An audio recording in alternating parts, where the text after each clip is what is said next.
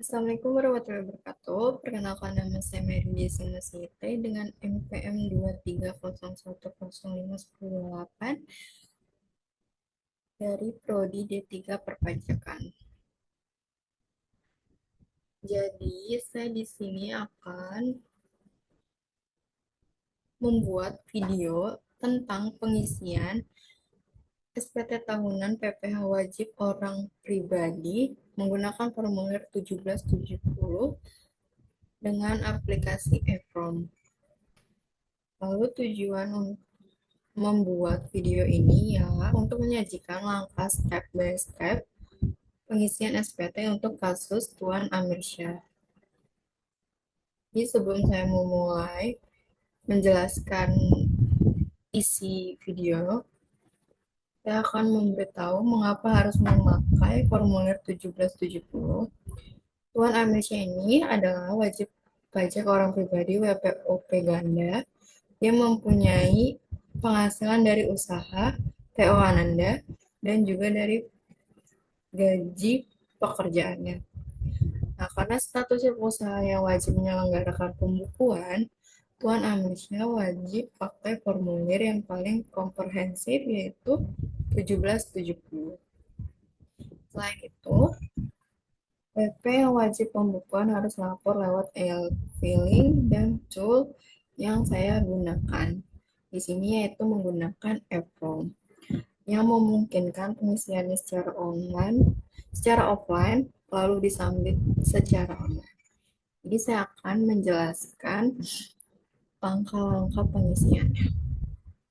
Yang pertama ada lampiran keempat. Di sini akan menjelaskan harta, kewajiban atau utang, serta susunan anggota keluarga. Seperti di kasus ini, Tuan Amirsyah memiliki harta serta kewajiban utang. Yang pertama ada rumah. Pada hartanya 061 tanah atau bangunan untuk tempat tinggal. Nama hartanya rumah diperoleh pada tahun 2016 dan harga perolehannya 350 juta. Lalu yang kedua ada mobil. Nama hartanya merek mobil Innova diperoleh pada tahun 2018 dan harga perolehannya 250 juta. Yang ketiga masih dengan mobil dengan kode hartanya 043. Nama hartanya pick up Grandmas. Diperoleh pada tahun 2012 dengan harga perolehan 80 juta.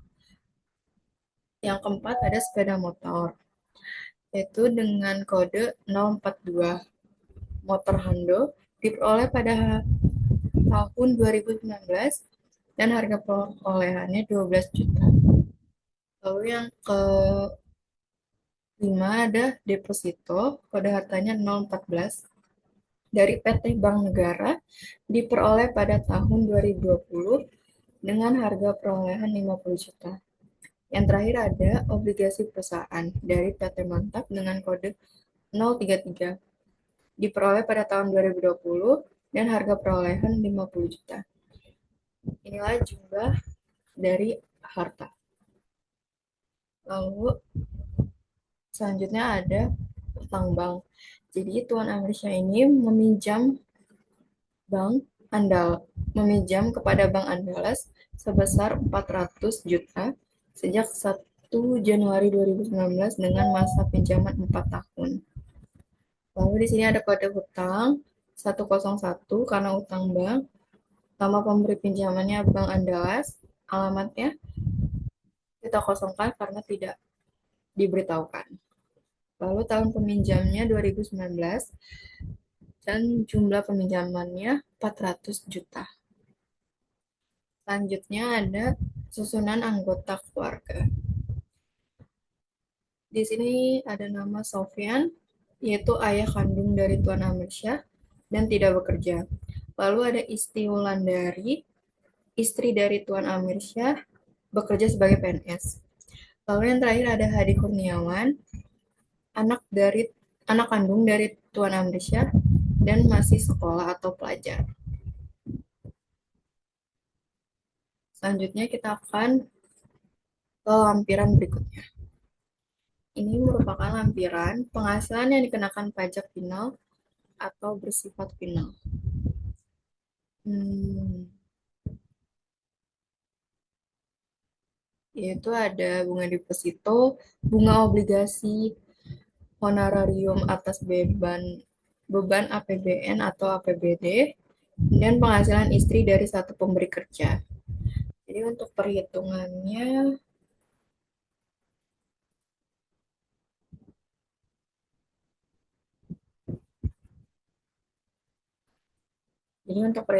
ini deposito itu di Tuan Amrisya menerima deposito sebesar 50 juta dan bunga 8%. Jadi kita akan mengalihkan 50 juta dikali 8%, yaitu 4 juta. Lalu tarifnya PPh final 20%. Inilah hasil PPh terutangnya 800 ribu, sorry. Lalu Tuan Amrisya menerima obligasi sebesar 50 juta dan bunga 12%. 50 juta dikali 12% hasilnya 6 juta. Lalu tarif PPh finalnya 15% dan PPh terutangnya 900.000. Dan ini honorarium 15 juta langsung dikalikan dengan tarif PPh final 5%, terdapatlah 750.000. Lalu ada penghasilan istri dari satu pemberi kerja, yaitu 72 juta. Karena dia belum dikurangkan, jadi kita akan mengurangkannya dengan PTKP-nya, karena dia tidak ada tanggungan, jadi kita akan mengurangkannya dengan 54 juta. Terdapat hasilnya 18 juta, lalu langsung dikalikan dengan tarif PPh final 5%, dapatlah hasilnya 900.000.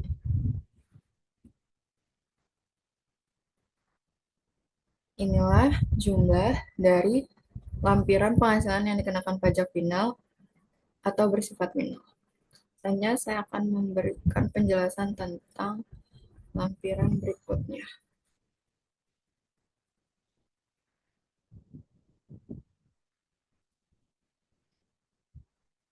Lampiran selanjutnya ada daftar pemotong atau pemungut PPh oleh pihak lain, PPh yang dibayar atau dipotong di luar negeri, dan PPh ditanggung pemerintah. Yang pertama ada Dinas Pemuda dan Olahraga. Jadi kasus itu ada dari total penjualan PO Amanah, salah satunya merupakan penjualan kepada Dinas Pemuda dan Olahraga Kota Padang. Dan ini ada NPWP bendaharawannya senilai 55 juta yang termasuk PPN. Lalu ada juga no bukti pemungutnya dan tanggal pemotongannya. Saya akan menjelaskan satu persatu. Jadi yang 55 juta itu sudah termasuk PPN. Dikarenakan kita harus menghitung PPh 22, maka harus dikurangi dengan PPN, yaitu 100 dibagi 110 dikali 55 juta tersebut, terdapatlah hasilnya 50 juta. 50 juta dikalikan dengan tarif PPh 22, yaitu 1,5. Terdapatlah PPh dua-duanya 750.000. Lalu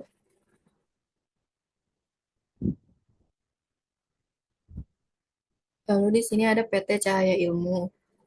PT Cahaya Ilmu ini dari yang memberi gaji atau penghasilan kepada Tuan Amrisya. Jadi di sini saya akan menjelaskan perhitungannya.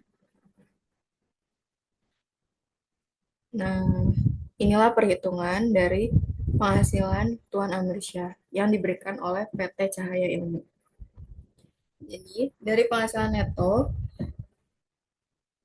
ini dikurang dengan PTKP Tuan Amrisya K2, lalu PKP-nya ini, dan kita akan menghitung tarif progresifnya, dikali 5% dan 15% karena dia dua lapisan. Dan inilah hasil tarif PPh terutangnya. Lalu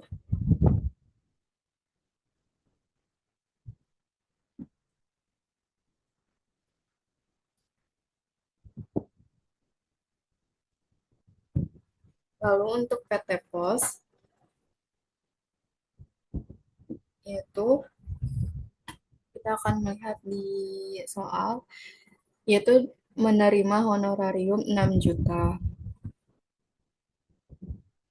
Dan 6 juta ini akan kita kalikan dengan DPP dari penghasilan bruto tarif umum untuk tenaga kerja atau ahli pemberi jasa. Jadi 6 juta ini kita kalikan 50%, hasilnya 3 juta. Lalu kita akan memotong PPh pasal 21-nya dengan lapisan pertama aja 5%, yaitu 3 juta dikali 5%, yaitu 150.000. Inilah yang dipotong atau dipungut. Jadi inilah total dari daftar pemotong atau pemungut PPh oleh pihak lain, yaitu sebesar 13.719.000. Selanjutnya saya akan menjelaskan lampiran berikutnya.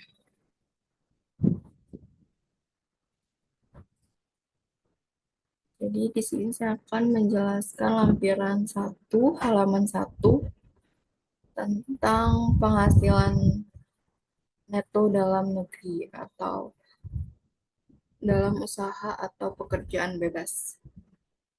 Jadi peredaran usaha ini dapat dari data penjualan dari Tuan Amrisya yaitu sebesar 450 juta. Dan harga pokok penjualannya terdapat dari persediaan awal barangnya 25 juta, lalu pembelian barang sebesar 225 juta dan itu dijumlahkan lalu dikurang dengan persediaan akhir barang sebesar 35 juta. Terdapatlah hasilnya 215 juta. Lalu biaya usaha ini dari biaya-biaya yang dikeluarkan. Yang pertama ada biaya gaji, biaya listrik, biaya bahan habis, biaya bunga. Biaya bunga ini sebesar 5.200.000.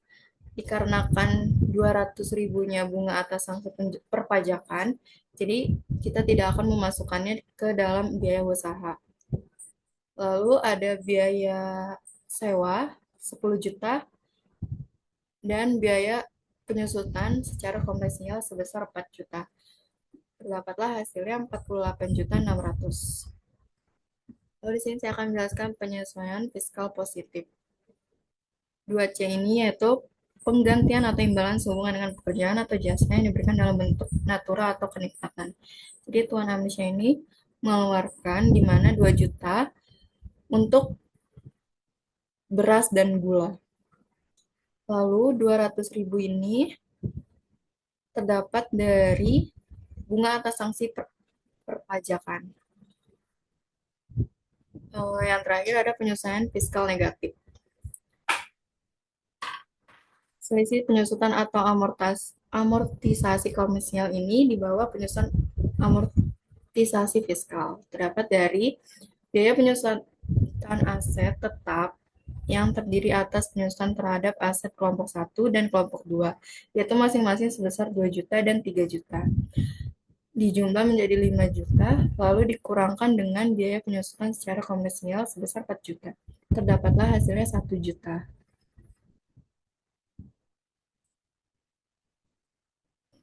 Jadi total semua lampiran ini yaitu sebesar 180 juta 187.600.000.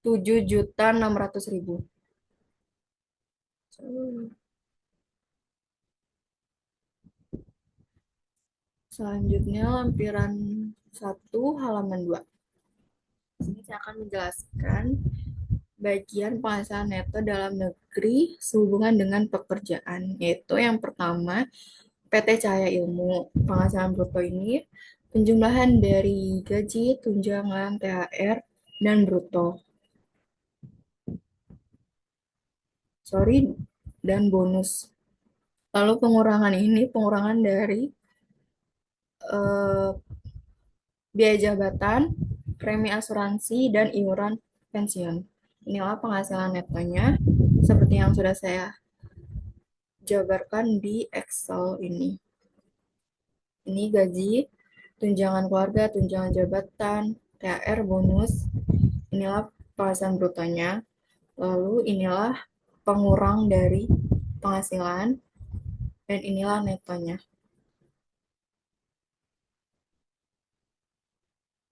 Lalu PT Pos, ini yang tadi saya jelaskan di awal, yaitu 6 juta 150.000 ini pengurang dari penghasilan bruto PT Pos. Dan inilah penghasilan netonya.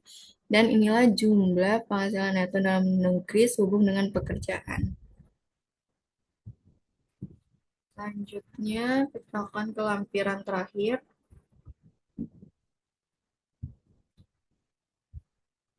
Di sini ada lampiran induk, beserta juga jumlah PPh terutang dan jumlah kredit pajak. Dan ini semua sudah otomatis dari lampiran sebelum-sebelumnya.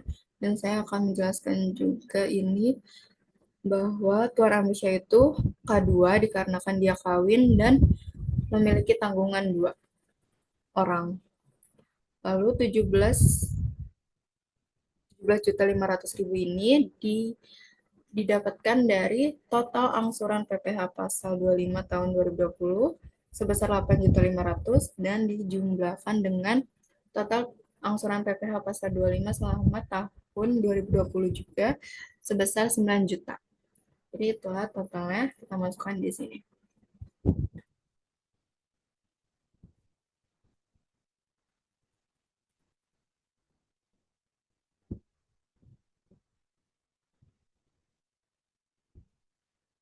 Jadi demikianlah pemaparan yang bisa saya sampaikan sebagai kesimpulan dan penutup.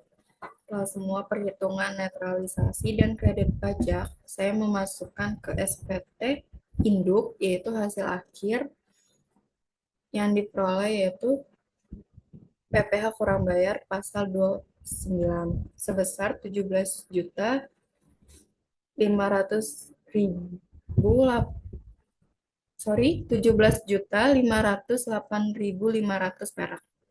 Jumlah ini wajib dilunasi sebelum SPT disampaikan ke DJP. Jadi ada 3 pesan edukasi dari kasus ini. Yang pertama, selalu gunakan angka pada bukti potong resmi, dan itu wajib. Lalu pahami bahwa koreksi fiskal itu kunci dari biaya seperti natura yang dikeluarkan. Lalu hati-hati saat menghitung PPh 22, yang dimana harus dihitung dari nilai jual tanpa PPN. Kepatuhan dan ketelitian fiskal adalah tanggung jawab saya sebagai calon praktisi pajak. Itu saja yang bisa saya sampaikan. Bila ada kata atau kesalahan, saya minta maaf. Saya akhiri. Wassalamualaikum warahmatullahi wabarakatuh. Terima kasih.